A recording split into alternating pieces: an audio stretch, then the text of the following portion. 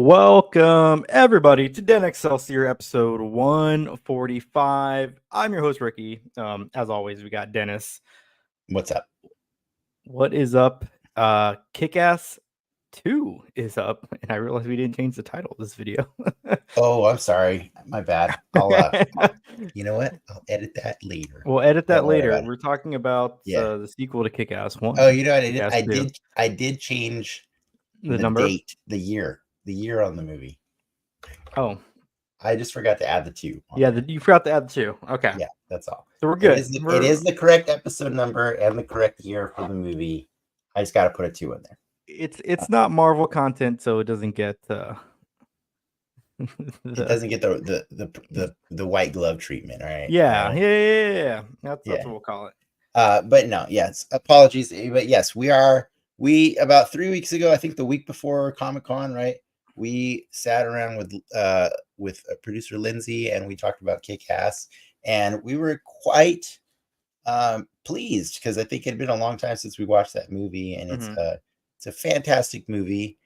3 years later, they made a sequel with Jim Carrey in it, and it's a movie, and we watched it. And It is a movie I had not seen up until today. Oh, okay, all right. So interesting. That's really cool. I think you mentioned that before. That is a cool thing to experience today, but you're gonna have to wait, ladies and gentlemen, because we're not gonna do that right away. But that is what we're gonna be doing for the spotlight later in the evening. But for right now, I think we're gonna be doing some what you been up to? What are you nerding out on lately? What have I been nerding out on lately? I watched a little bit of Kite Man, and I watched a little bit of Batman. One of those is much better than the other. Can you guess? From you, I'm gonna guess you like the Batman more. I do like the Batman more. Do you not like the Batman more? No, I like the Batman. Okay. I think Batman I don't know Cape Crusader, right? It's what it is. Yeah, Batman the Cape Crusader. We talked about it last week after we touched on it a little bit. Frank was on the show. We talked about I didn't even know that show was out, and I said as soon as we finish the show, I'm gonna go watch it. I did. I watched the first episode like right after we logged off. I liked it okay in the beginning, and then once the Penguin really got to shine, I was like, I love this show. This is amazing. But at the same time, I do have a weird rule, and I know this is me hijacking your thing, but I'll give it back to you in a second. I really feel guilty about watching anything other than the Olympics during the Olympics. So I have not watched any more of it, or Kite Man, or anything else. What's your Olympics top 3? Are you just watching everything, or what are the sports you're seeking out to? Top 3, huh? I really enjoyed skateboarding. Okay. I think that's just so. I think it's just cool. So awesome to see that being a sport nowadays, and Tony Hawk was there as an ambassador, and I just think it's so cool that he gets to go there and see this thing that he's like the father of it, you know what I mean? Girl from San Diego. She's 14 or 16. Encinitas. Yeah. Encinitas, yeah. She's awesome. She's 17. But she was 14 last time she competed, I believe. Yes. It's her second Olympics. It's her second Olympics. That's good. That's crazy. But it's just so crazy to see that Tony Hawk is there, and this is a thing that he really made, put into the popular culture. He made it a really important thing to a lot of people, and he can never have an Olympic gold medal in it, right? Because he's too damn old. But it's cool. But it's cool to know that what he helped be a part of has become something that is worldwide celebrated. And for that reason, the other one, I haven't even seen it yet, but I am super excited to watch Breakin' on it starts tomorrow, actually. Breakdancing, right? Yes. It's the only new Olympic sport this year. Or I mean this Olympics, and it's the first time it's ever been, it's the first technical dance that's ever been an Olympic sport. Although I would argue rhythmic gymnastics is that's dance adjacent, too. And figure skating is kind of too, but whatever. And then honestly, the third thing, other than that, I kind of just turn it on. Like sometimes Peacock has like multi-view where you could just throw like 4 sports up at a time and then just kind of watch all of them. So I don't know that I necessarily have a specific one that I watch that's not for like pervy reasons. Um, but no, I'm just messing with you. I'll watch anything. I'll watch anything that's on there. I watch cycling. I watch fencing. I watch shot put today. Like, but my favorite thing to watch on Peacock is Keenan Thompson and Kevin Hart are doing an Olympic highlights show like every 2 or 3, and I don't like love either of them individually like a lot, but together they are. Well, it's like the Kevin Hart Snoop pairing. Like that is just. But it's better than that. They are like I've Oh. been watching them since they started doing the New Year's after the year after Snoop, and I've watched. I tune into New Year's for them because their recaps of the year are so funny and stuff, and so now they're doing it every other day for the Olympics, and they barely even talk about the Olympics. Like they talk about it for like 5-10 minutes. It's super. It's over, right? This weekend? Yeah, it'll end this weekend. Okay. Yeah, so but and then after that, it's a binge for Kite Man, Batman Cape Crusader, Evil, Umbrella Academy. There's so many things I have to nerd out on. I saw a clip from Evil. Don't where dare spoil Evil for me. I don't even know if this is a spoiler. Okay, But I'm ready. A demon, a person who is a demon who's disguised as a person, slits their face and body down the middle, peels off their skin, and then proceeds to chase people. But because the demon is wearing his skin, it ends up getting like caught around his legs, like a human, like with their pants down, and like starts waddling towards these people. And it's like the creepiest, most hilarious thing I've seen probably all week. I've definitely not seen that episode yet. Thanks a lot. Okay. I was like, what the fuck is this show? Because it's not played funny. It's like, imagine like Insidious, but like the dude is like. Yeah, I think the thing about Evil is it toes a really nice line between horror and comedy. It does horror really well, but it also makes you feel like it's kind of like that idea where like, like sometimes like it's really crazy when you'll see a comedic actor go and do drama, and then they do drama and they nail it because they're so good at that. Like that's what Evil's like. It makes you go on that entire roller coaster of emotion, and so sometimes you really feel it in your heart too, because like there's really sweet moments too. So it's comedy, horror, and sweet moments. So that's why I love that show, and that's why I'm not happy that you just spoiled the moment for me. So thanks a lot. Thanks. Sorry, there's demons in the show called Evil. I know, but I have not seen one do the thing you did. It's fine. I'm cool with it.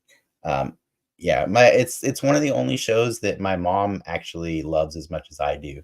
So she'll like text me every week and be like, "Did you watch Evil and stuff?" Yeah, I wonder if my grandma watches that show.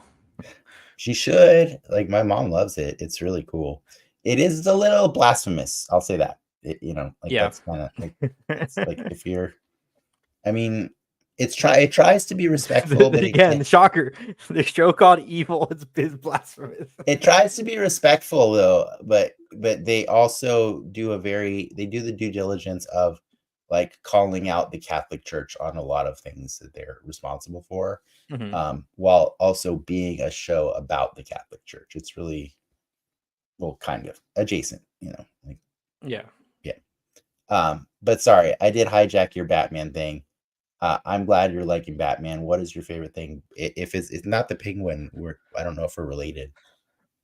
I think the suit's growing on me, honestly. Like the old school suit, yeah. The old school suit, but I feel like in a weird way it's more the same from the animated series, but enough is different. Right? Is that I'm trying to word this correctly? Yeah, for me, the lineage is there for sure. Yeah, for me, watching it at the beginning, I know it's produced by Bruce Timm, So I was watching it. I know he had said it's kind of like years 1 through Like 3. he's the Batman guy. Yeah. He's So the I was animated Batman guy. so I was like, is he animated Batman? I kind of feel like he is. Like I feel like a lot of the animation's trying to be that.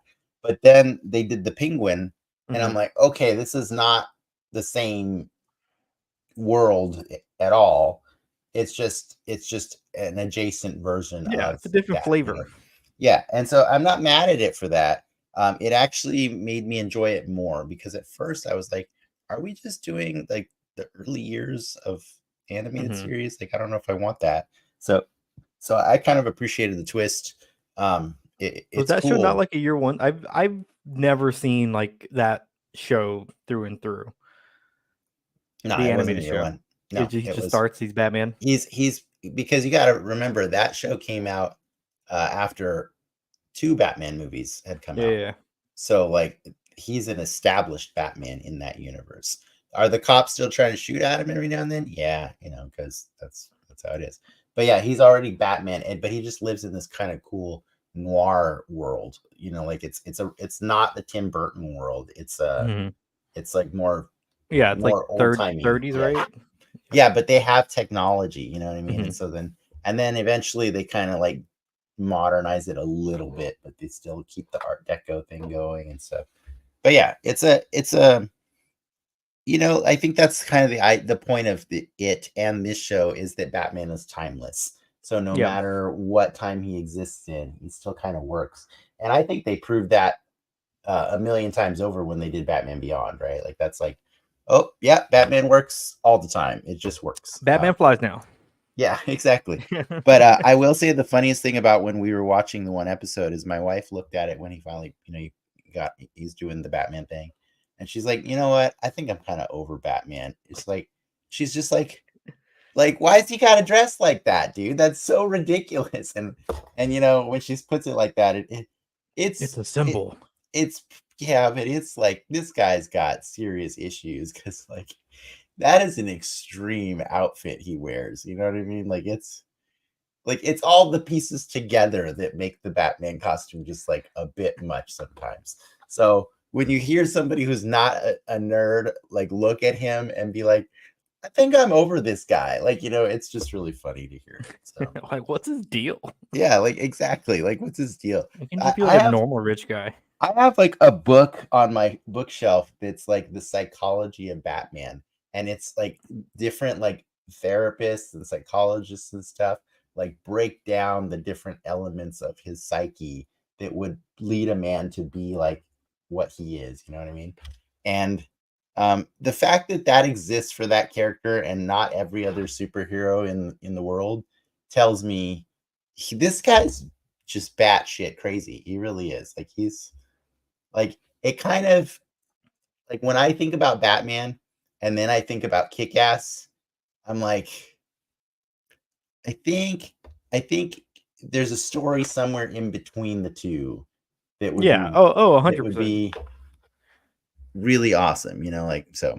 One of my But favorite anyways, little bits is the Justice League War, like the whatever the last animated movie run was, or before Green yeah, before the before current one or whatever, yeah, before where the the Infinite Green Crisis. Lantern's like, "You're just not a dude dressed as a bat, right?"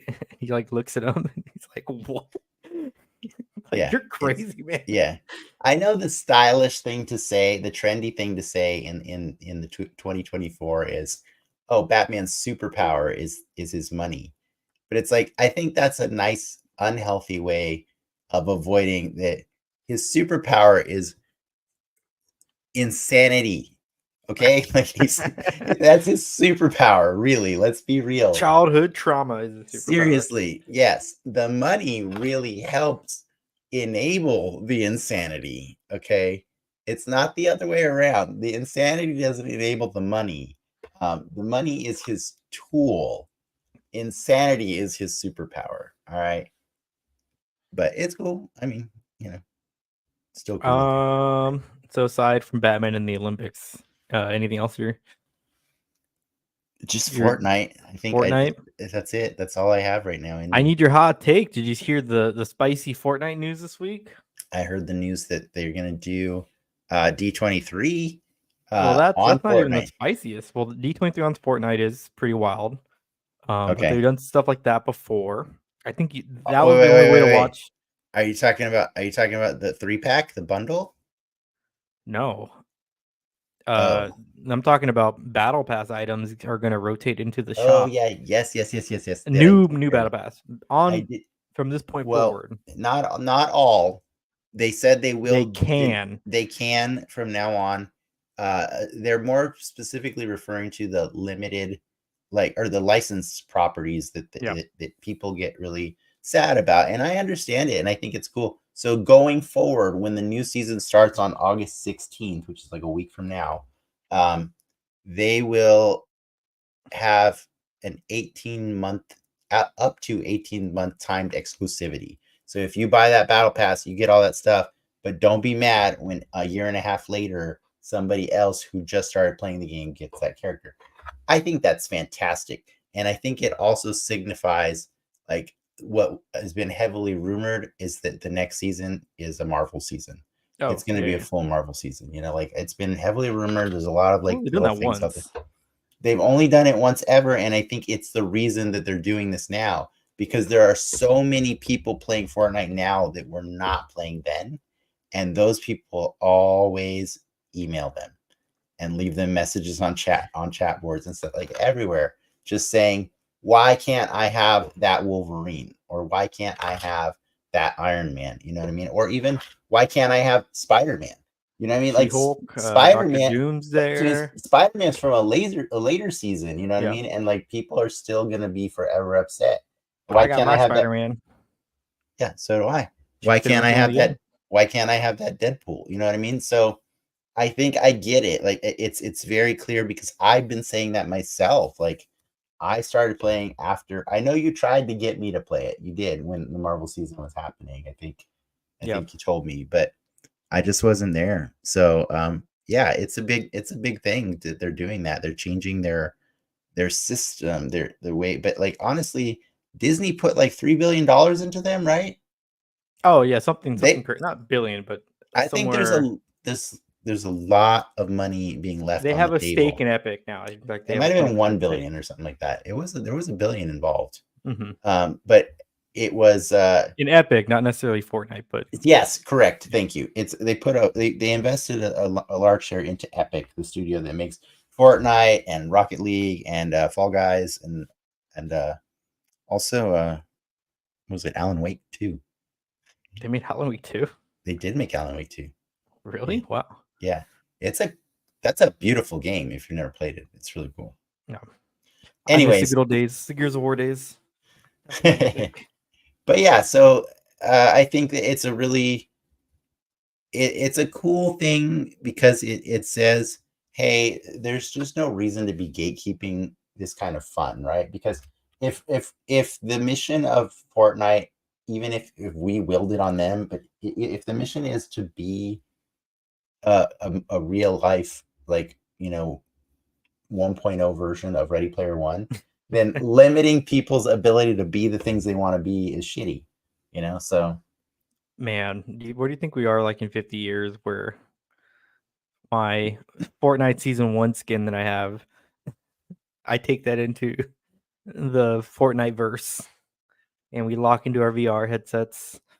yeah, and you might be like, hey, how come that guy also has a season 1 outfit and he just started playing yesterday? And you'll be like, it's okay, man, just you do you, like, I think avatars, the purpose of them is to present yourself the way you want to present yourself. And if people want to spend money to do that, God damn it, let them, you know what I mean? Because they probably can't afford to do it in real life. You know what I mean? Like, that's the reality a lot of people live with. So Oh, yeah. let them look the way they want to look in the game. And if a battle pass is the only thing stopping that, that's dumb. That's stupid, I love timed exclusivity. If it wasn't for timed exclusivity, I probably never would have played the Mass Effect games. You know what I mean? Because, like, those were Xbox, and I just didn't really bother to buy an Well, it's just the Xbox for first one, right? years. It wasn't Mass Effect 2. Dude, you cannot play Mass Effect 2 without playing Mass Effect 1. That is wrong. It is wrong. Can. They are It's preferred. it's a 3-chapter story. It's a 3-chapter story. I only So, played 3, so what am I talking about? oh, 3. That's disgusting. You hurt my soul. I never played 1, but I did play 2 and 3. Okay, I but played at part of least 2. I really played 3. 2 is the best one. But any case, yeah. It's Any fine. case, let's move into some news.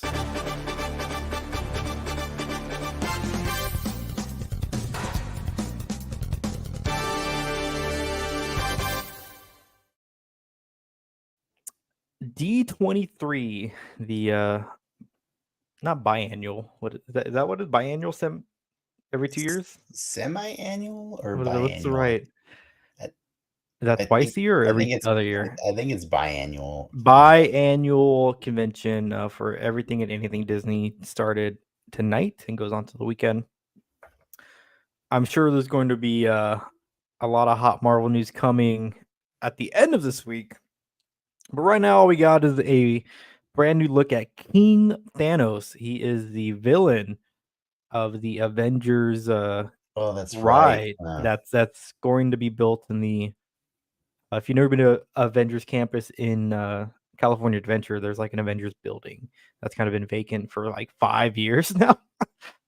So you got a little tease of the villain, King Thanos, the multiversal story, and the ride vehicle. So you're like in a little Tony Stark pod. This Okay. honestly looks like the Spider-Man ride from Universal. Yeah, I hope it is because I hate the Spider-Man ride at Disneyland. I just think it's so dumb. Like I don't like those shooty games. Like I want to be on a ride, man. I want to actually do cool. Like I want to let it take me on the ride. I don't want to have to do work on my ride. You know what I mean? So I hope so. Because I still think to this day the Spider-Man ride at Universal Studios is one of my favorite rides I've ever been on. It's so good. So You're not alone with that sentiment. A lot of people do love that original Universal ride. cool. Awesome. Yeah, that's fun. I am looking forward to everything that comes out of D23, especially if it's Marvel related. But I do love that convention. It is an exercise in patience though, because like all you do in that convention is go from one line to another to another. To another. They you basically now have to submit your panel request because it's a 4-day convention. It's But 4 days now, huh? I think It used to starting be stars. It used to be 3 day. Yeah. There's only like 4, 5 panels a day. It's not like a Comic-Con situation where there's a bajillion things going on at once. So you had to actually submit your request for panels, and then it was a lotto system. So if you got picked, you can Mhm. go to the thing. If you don't, so that's kind of cool. Yeah, In a sense, if you're there, that way you're not waiting in line the whole time. But I don't know, I've never been to a D23. I do want to go once. I feel like that's a once thing I'll do. yeah. But It's a different flavor for sure. But it is cool to see like on the floor, it's just like Disney princesses, Star Wars, Marvel. And that's what it is, dude. Like, and it's cool. It's a really cool thing to just have those 3 things because like I think we all grew up with those 3 things, you know what I mean? And so it's like $4 billion franchises. I know. And Well, then you throw Avatar in there too, so 5 billion. yeah, right. Now there's Avatar there too. But you know, they're kind of like the redheaded stepchild for sure. Like it's not. I mean, Avatar on paper does compare to those, but like the amount of content that exists for Avatar doesn't compare. You know what I mean? So after Deadpool's in the top 10 movies of all time now in terms of gross. If you do the count, I believe Disney in general now owns 7 out of the 10. That was their goal right there. Which is bananas. Yeah. Yeah. So money well spent. Yeah. But speaking of money well spent, are you grabbing these new Spider-Man Across the Spider-Verse toys? Already grabbed. I think the craziest thing ever is that these got Hasbro teamed up with was it Collider to release these on Monday? Yeah, Collider. And it was just like no, like they didn't do there was no live stream, no hint at it at all. They're just like, oh, by the way, here's an entire wave of a second wave of Spider-Man Across the Spider-Verse figures and we're probably going to give you some more accurate looks than we did before. So yeah, we got a Spider Gwen with her awesome purple hair and stuff, and like This a new sculpt? no, it's actually this is the new sculpt last time on, but I think the shoes are different because I think this version is wearing the ballet shoes, and the one that they released last time is wearing Hobie's shoes. No, she has Hobie shoes in this one, Oh, right? she does. Oh, okay, because my other one does too. Then it's not a new sculpt, Because the but hair, the it hair's is new different. hair, yeah, and new accessories and stuff, new paint job. Dude, Paviter Prabhakar, the freaking Dopinder from Deadpool, Spider-Man Paramahansa. India. Yeah, Spider-Man India, I think is what they call him. I I don't think they ever call him that in the movie though. But yes, this is a toy of him. I was very sad when we didn't get one the first time around. So I'm really happy that this is a thing now. Then we get Miles G. Morales from This toy does look cool. There's a lot of detail in this toy. There is so much detail in this toy. I love it so much. It's just It's awesome. the Prowler variant of Miles at the end of the Prowler variant, yes. And then Peter Parker. Has this guy been released? I think it's weird that they're calling him Peter Parker because I already interpreted him as not like prime Peter Parker because he's got the blonde hair. But no, this is Chris Pine's Peter Parker from Into the Spider-Verse, and they have never released this figure as a Marvel Legend. So I'm pretty stoked about that. That's cool. And then Spider-Punk, we get a 2.0 on him. This is when Hobie is doing like that little weird kind of color he's like purple phasing. Yeah, like when he shifts. He's an entirely purple version of the character. He doesn't even come with a Spider-Punk masked head. This one. No, but he does come. So he comes with the purple face, and then he comes with the normal skin tone face that presumably goes on your other Hobie that you bought. Oh, that's sick. I didn't even think about that. That makes it would look kind of weird on it would look weird on the purple skin body, but like that's true because the Hobie we got before didn't have the unmasked head. That's awesome. Well, I love this toy even more now. This is so good. And then this is a later costume of Miles Morales. This looks like the first movie's Miles. It might be, right? It actually is because I got the red Speed Lines version in the last wave. Yeah. So this might be a remake that's more movie accurate because they kind of cheated with the old Miles toy and they just gave him regular Marvel Legends. It was the original Marvel Legend body though, right? Yeah, it's the Marvel Legend like teenage male body. And then, oh my God, they just redid Spider-Man 2099. I love his Doritos chip body. Paint's a little different. His paint's a little different. He does not have the cape this time around, but he's got an unmasked head of Miguel O'Hara. Ricky, before the show, was saying too white for me. But, feel free to comment on that in the comments, what you think about Ricky saying about that. Spider-Man 2099. Miguel O'Hara. He looks a little more tan in the movie. That's all I'm saying. All right, fine. It could be bad lighting on the toy, but I think it's great. I didn't like the cape so much on the toy because it wasn't removable. So yeah, I snagged the whole thing. It's up for pre-order today. Go check them out. I don't get paid. Or when does that ship? I think it's like December. I think it's December or January, something like that. But I don't work for Hasbro. I just love their stuff so much. So yeah. That's it. So yeah, that's it. Is it spotlight time? Yeah, that's it.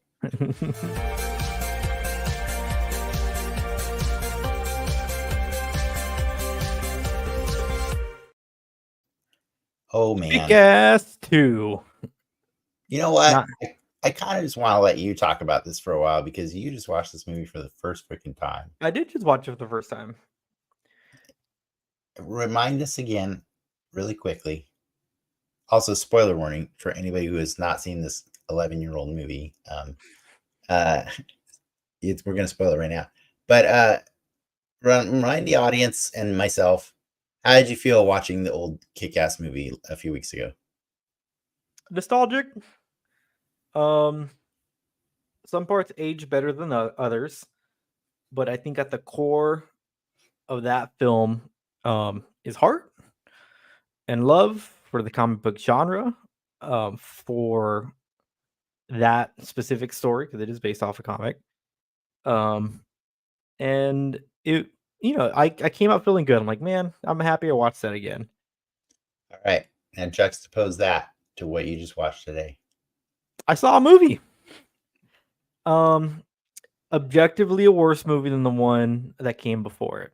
By the way, I'd like to interject that your synopsis or your not your summary of the experience that you just gave was excellent. And that is 100% the magic of Kick-Ass. So yes, you're right. It was objectively worse, right? Like it's I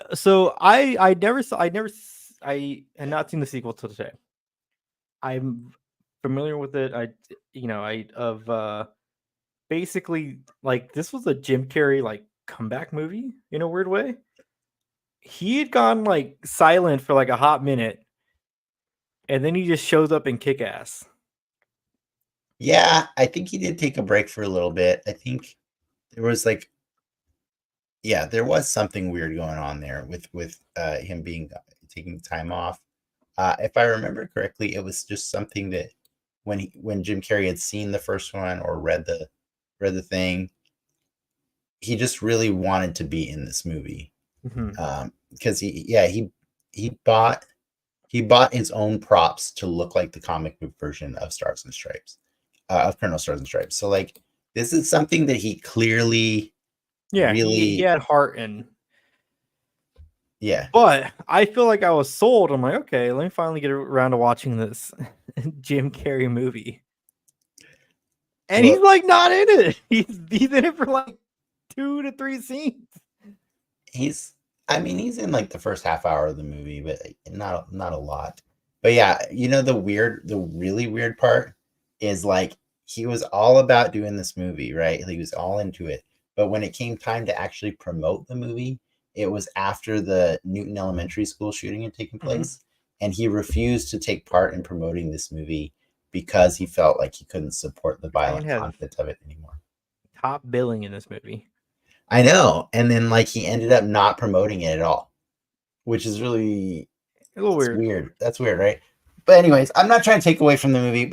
I actually really thought his performance in the movie is awesome. It's really Yeah. good, and I think to a lesser extent, I think John Leguizamo is kind of doing the same job in the movie as Jim Carrey, right? Where like Yes. there are these two kind of mentor people for Christopher Mintz-Plasse' character and Aaron Taylor Johnson's characters, both simultaneously going on this journey, and then they both get whacked, right? They both get murdered in the first act or at the end of the first act. And excuse me, and I felt like when I watched that happen, because I kind of forgot how fast these people die, but I Mm-hmm. was like, I think they die in this movie, like um when it happened, I was kind of angry at the movie, and it kind of made me more angry the longer it went because I started noticing that I think the movie was just not edited well. Like it didn't feel like they were giving us the opportunity to like mourn these characters. Like the movie just wanted to Yeah. move fast, and it just kept going from scene to scene. And I'm just like, can I sit in this scene for a moment? Can I feel the impact of it? Because honestly, like every scene that Jim Carrey was in, I was getting pulled into the movie. Like I was like, okay, this is helping me remember this crazy universe. And like he's so in awe of being on the same team as Kick-Ass because he inspired all of them to go do this cool stuff. You know what I mean? And honestly, I always talk about on this show, the way to get me on board with a superhero movie is to show superheroes doing heroic things. When Mm-hmm. those guys go and save an entire like sex slave trafficking thing Yeah. going Yeah. on, that's guest starring Wong. Wong. Yeah, BD Wong. no, not BD Wong. Not BD No, Wong. Benedict Wong. Benedict Wong. Which that was kind of a joy, right? That whole scene was like really, that was an entertaining scene.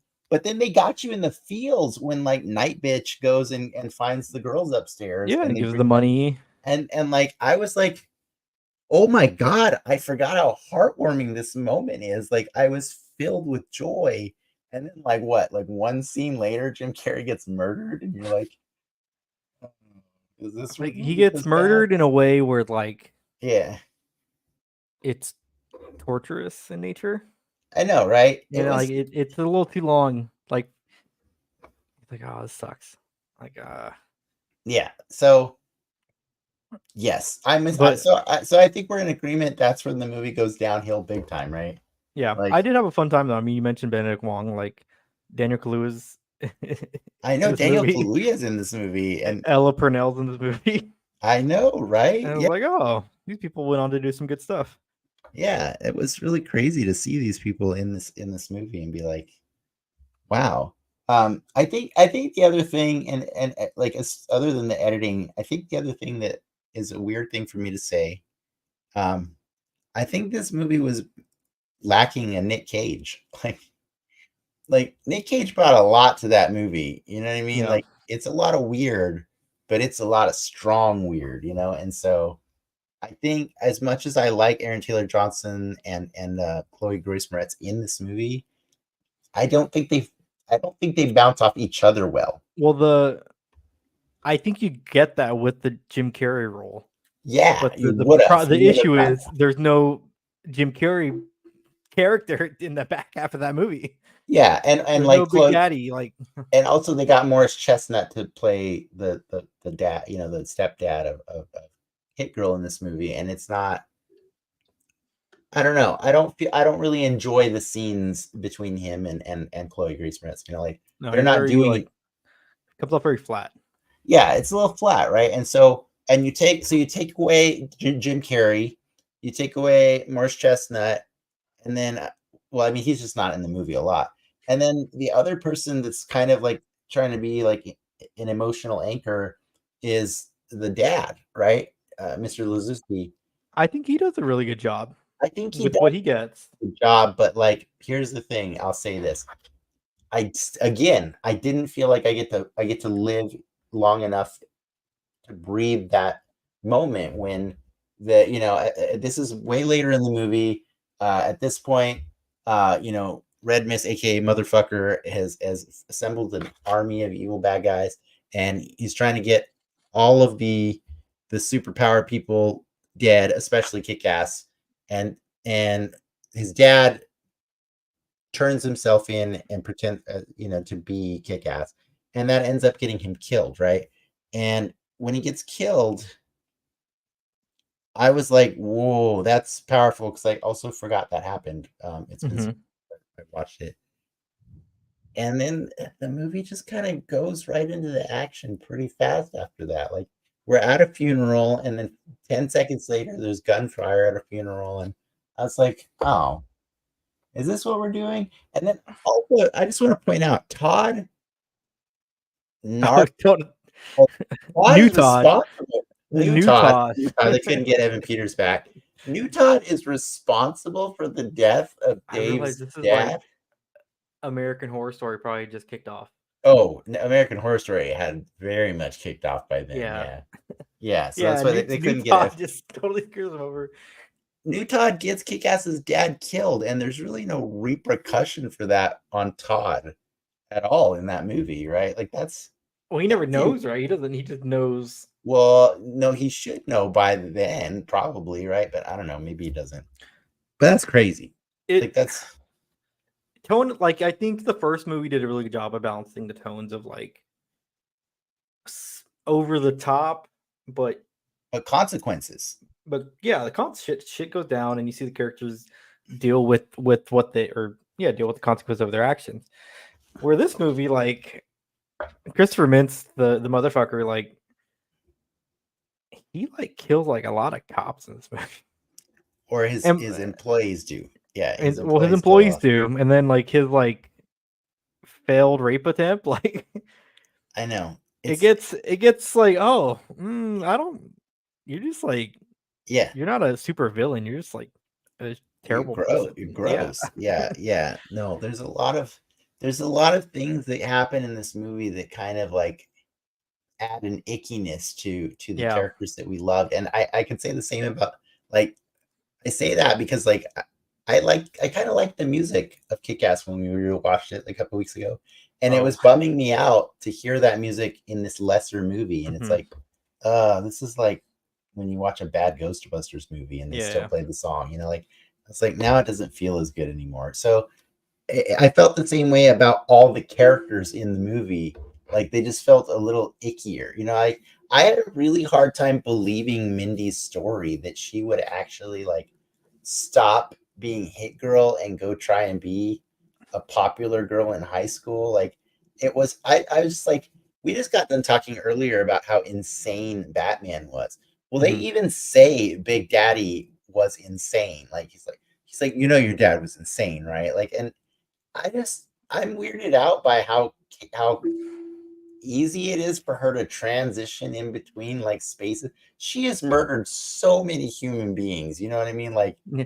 she has murdered a lot, and she's just allowed in high school, like normal ass high school. Like I don't Did know, you read? So there is a Kick-Ass 2 comic, but it came after Hit Girl, so the Hit Girl comic. that's the difference. Is actually like after the first volume of Kick Ass in the comics, the next comic that came out was Hit Girl, and so I had read Hit Girl and I kind of fell off on that one because, like, I don't know, Mhm. the shock value of the Kick Ass.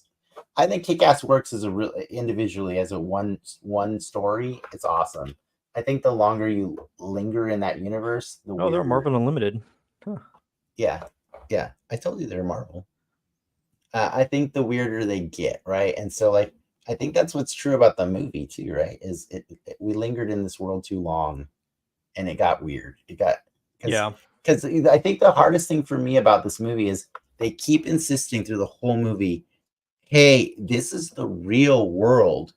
But I'm like, but why are all your colors so saturated? Why is everything looking like a comic book? Like, you know what I mean? Like they betray the intent of the movie by not being realistic at all. Like, and it Mhm. kind of weirds me out. Like when Mother Russia kicks Hit Girl across the room. I was like, what is happening here in this movie now? Like, so yeah, it was just a bummer overall to Yeah. watch. But Jim Carrey was I'm not like, upset that I watched it. But I'm upset at the. I'm not. My expectations were not met.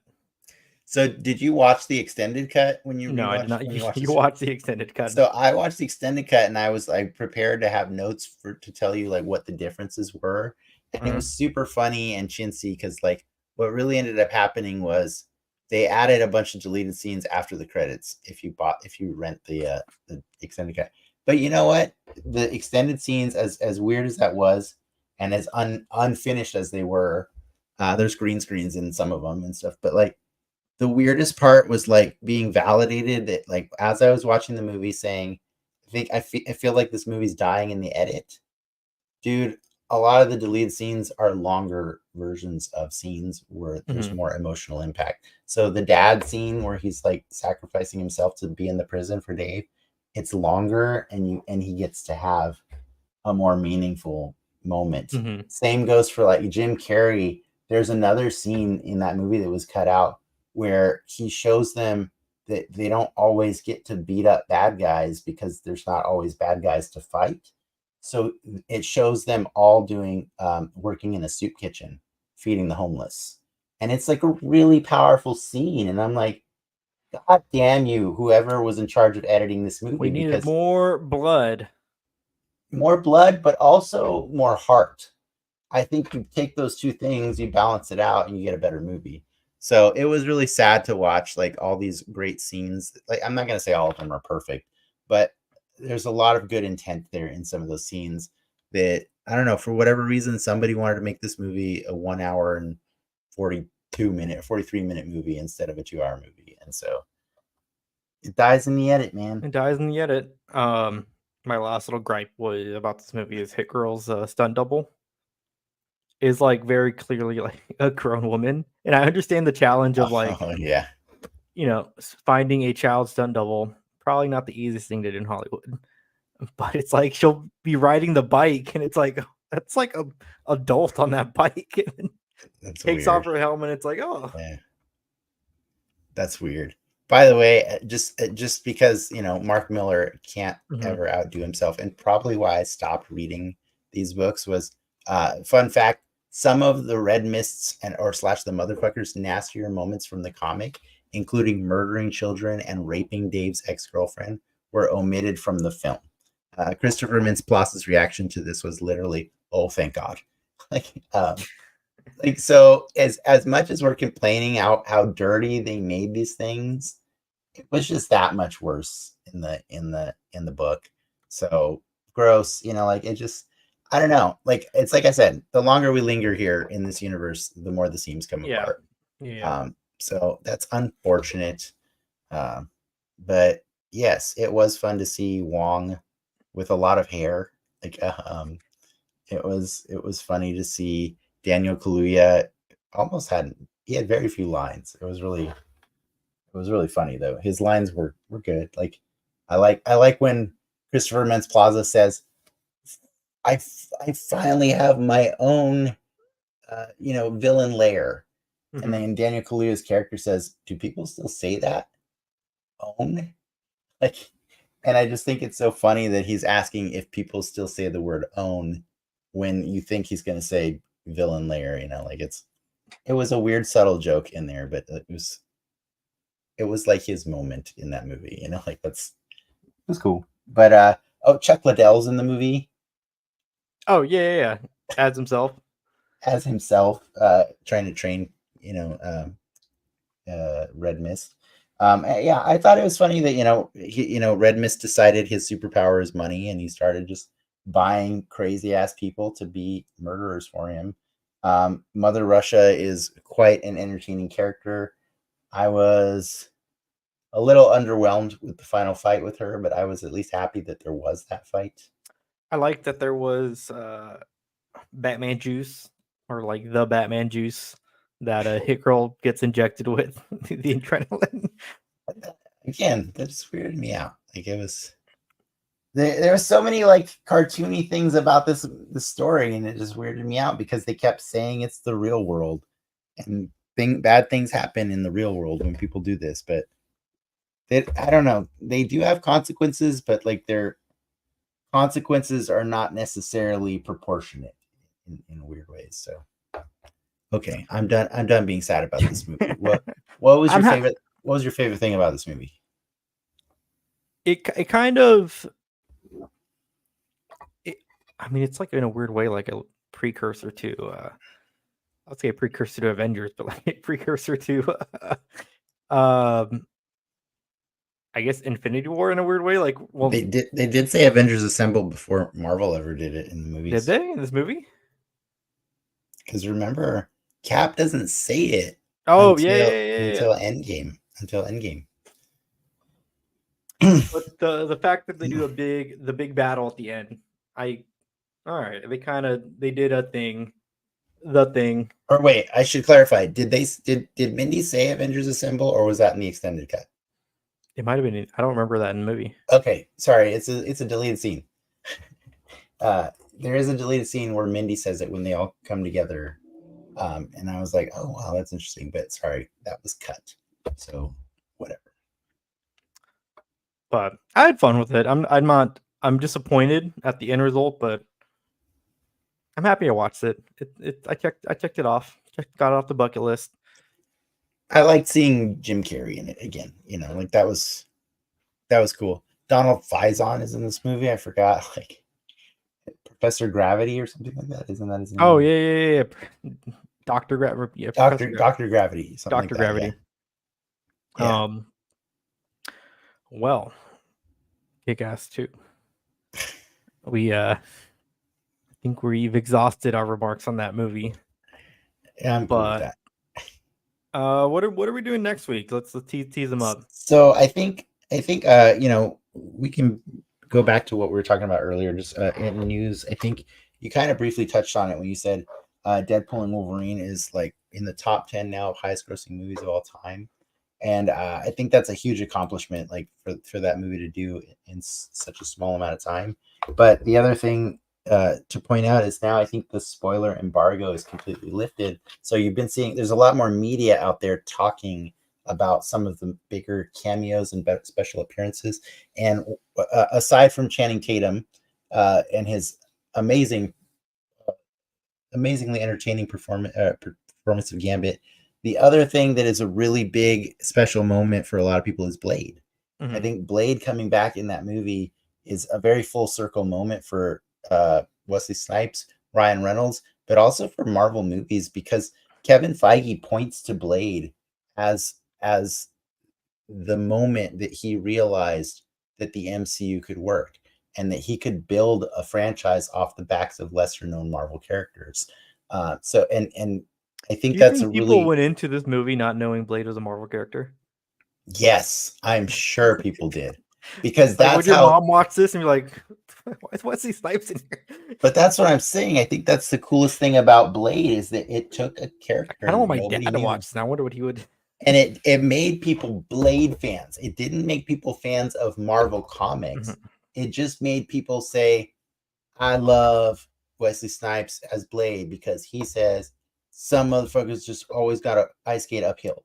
And like, that's ridiculous. That's not in the comics.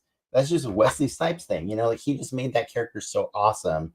And then as a benefit, there is a trickle down, right? Where some people will be like, that's a comic book character, right? Like that's a Marvel comic character. And, so it's always a win because the comics get new people interested in them and stuff. And so like, I think that was a small venture, right? Like where Marvel sold that piece off so that they could afford to do the bigger things, right?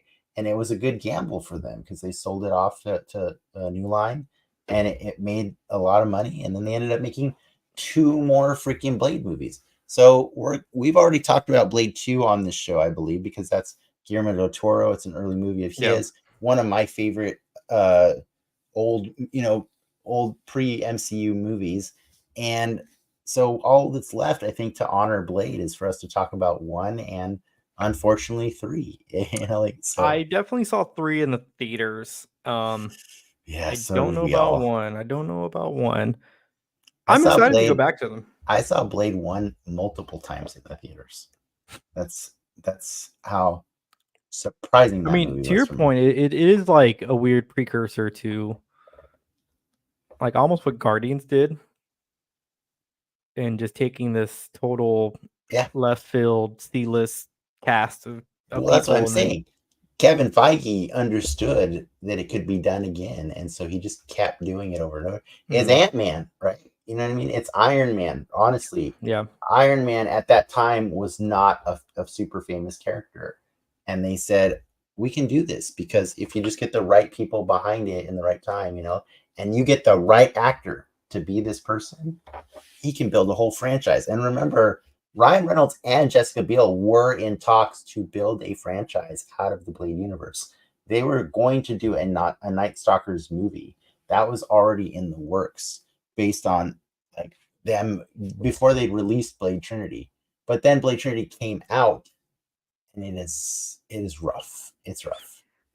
And so they're like, nah, never mind. That's not happening. So but yeah, it was a really cool thing to give Blade a full circle, legacy moment, as he says in the movie.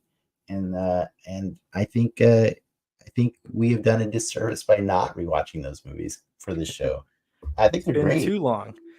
I, It's I will wild. say I will say this before we even watch Blade Trinity, Triple H is the best part of that movie.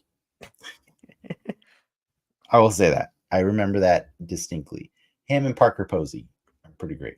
So Disney finalized their slate for next year of movies, or sorry, Marvel finalized their slate of movies next year, and it's Thunderbolt, Fantastic Four, and Cap 4. But they did have a slot in December for a thing, and that all signs pointed to Blade. They definitely did not talk about Blade at that investor meeting. So when are we gonna get another Spider-Man movie?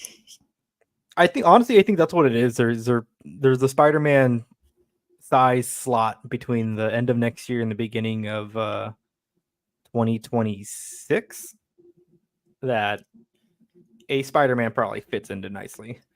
All I need before I die on this planet, right, is just Sinister Six? I don't even need that.